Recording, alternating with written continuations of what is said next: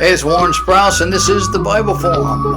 We talk about life, we talk about God, the Bible, we talk about politics, we talk a little bit about everything. Right now, I want to talk to you a little bit about Jim Comey. Going to be in the hot seat. I believe it's this week. This is June 4th, 2017. He's going to be asked by Congress what's going on and all these things he's been through in the last month. He got fired by the president and all the rest of it. I want you to keep in mind, this is my opinion, that the president has been dealing with New York contractors, businessmen, and the mafioso for years, decades. He ain't no rookie when it comes to protecting himself and getting what he wants. And the events that we've been watching as they unfold are not always what they seem. There's more to Washington politics than we see on TV. The author of this blog is going to take us through the sequence of events regarding the president and the firing of his FBI director and the fallout. But before he does, he's got some caveats that he wants to lay out for us. He says, don't believe the fake media story that Trump made a mistake or a huge gaffe in his firing of FBI Director Comey. Don't believe the media narrative that the left, from the left, that it has an attempt to silence Comey from some investigation into Trump. Don't believe the Rhino, Republican name in name only, narrative that Comey is a good guy, just trying to do his job in a terrible circumstances and the timing was bad. Don't believe the lie that Comey was admired and respected by career FBI investigators and agents. Don't believe the lie that Trump's tweets are not professional and have no strategic purpose. His tweets are weaponized and deadly. Begin, however, by noticing how the president fired Comey when Comey was 3,000 miles away from his office. That Comey had no inkling he was about to be cut. That all his files, computers, and everything in his office were seized by his boss, Jeff Sessions, and the Justice Department. All of this was tactical. Notice how President Trump compartmentalized the strike and did not inform any of his White House staff in order to prevent leaks. Now, notice how he emasculated Comey and the swamp denizens by letting them know in a tweet that the Attorney General had information, surveillance tapes from the seizure of Comey's office, as a way of letting Comey and his handlers know that Trump's Department of Justice had the goods on him. Now, here's what you need to know about the Comey scam. These are taken from credible public sources, readily available if you want to look them up. They are, however, a few reasonable fill-in-the-blank conclusions by this author. Here are the highlights. Comey was a minor assistant U.S. attorney in the late 1990s. He gained power and money by being the Department of Justice official who investigated and cleared Bill Clinton of any wrongdoing in Clinton's totally corrupt pardon of criminal financier Mark Rich as Clinton was leaving the presidency. You remember that event, right? Mark is out of the country and his wife is there to receive the news. For example, in 2013, the largest bank of England, HSBC Holdings, was deep into scandal. Investigations by federal authorities and law enforcement had revealed that for years HSBC had been laundering billions of dollars for Mexican drug cartels, channeling money for Saudi banks who were financing terror, moving money for Iran in violation of the sanctions, and other major criminal activity. HSBC was also a huge Clinton Foundation contributor, throughout the investigation, and Bill Clinton was being paid large personal fees for speaking at HSBC events while Hillary was Secretary of State. Eric Holder and the Obama Justice Department let HSBC off the hook for a paltry $1.2 billion fine paid by the stockholders, and not one director, officer, or management member of HSBC was fired or charged with anything criminal. And who was appointed as director and member of the board of HSBC in the middle of all this fallout? It was Comey. After about a year as HSBC director and the time when Hillary was leaving the State Department, Comey was appointed to the FBI. Now, Hillary knew, Obama knew, employees knew she had been using a private server and therefore technically, legally mishandling classified information. They knew it because they were getting emails from her off of that email address. She was selling access to favors, contracts from the State Department to Clinton Foundation donors, including Comey's Lockheed Martin, and much more. This was also about the time the Inspector General of the State Department found over $2 billion missing money from the State Department finances during Hillary's tenure.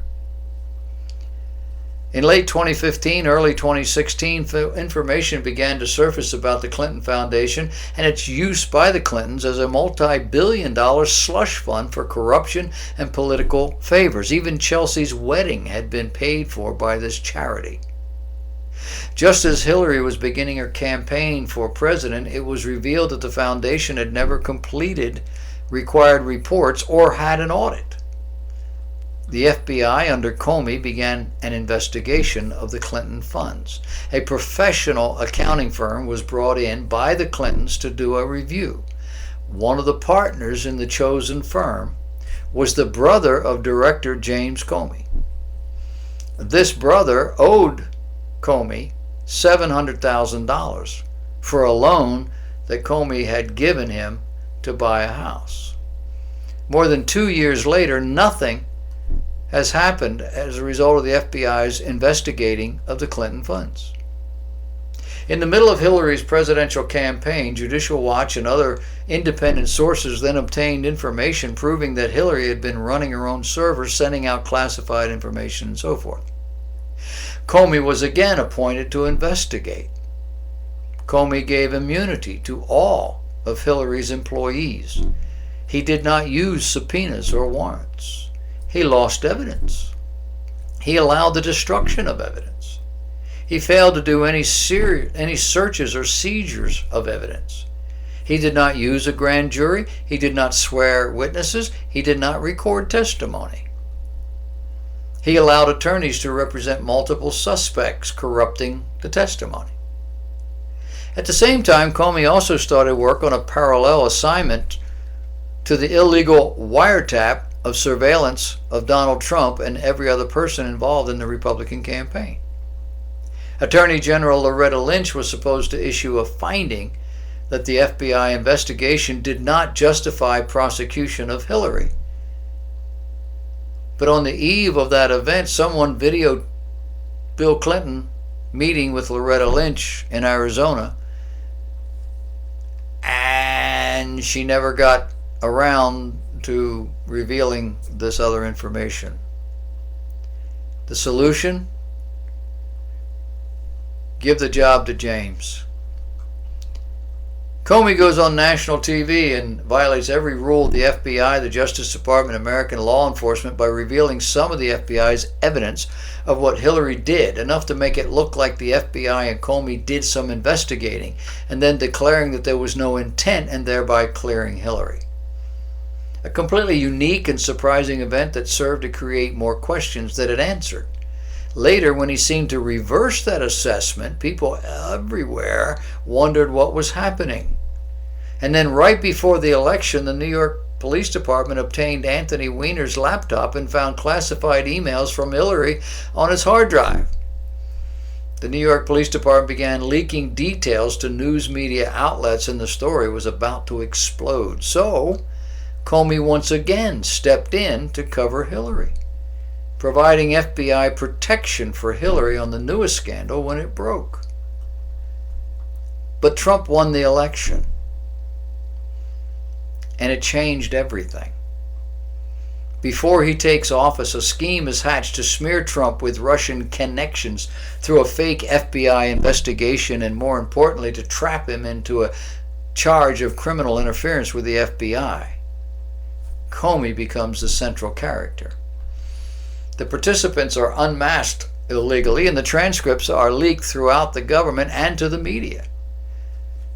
Immediately after Trump is sworn in, Department of Justice Obama appointee Sally Yates approaches the White House with news that General Flynn had been in contact with Russia and alleged that he might be compromised. The day before additional information is to be provided by Yates to the White House, Comey sets up a dinner with Trump.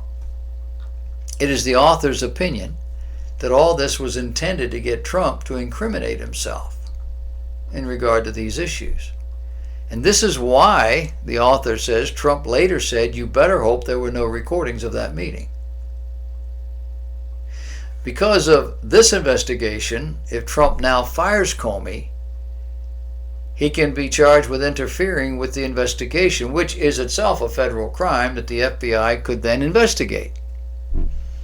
Alternatively, if Trump were to question Comey about Flynn, or try to get him to back off of Flynn or the Russian investigation, then they again have him interfering. Trump doesn't take the bait, and he does not attempt to intervene about Flynn or about the Russia scam. Later, Flynn is cut loose because he is being used by Comey and the Obama holdover Justice Department to try to damage Trump. Flynn didn't do a thing wrong. If he stayed, the charge of interfering with an investigation might seem to have teeth. He had to go. Trump now has to get his Attorney General and Deputy Attorney General in place. Next, Comey and others testify in Congress. Under oaths, both Sally Yates and intelligence officials from the Obama administration state that there has been no actual evidence of any collusion between Trump, the campaign, and Russia.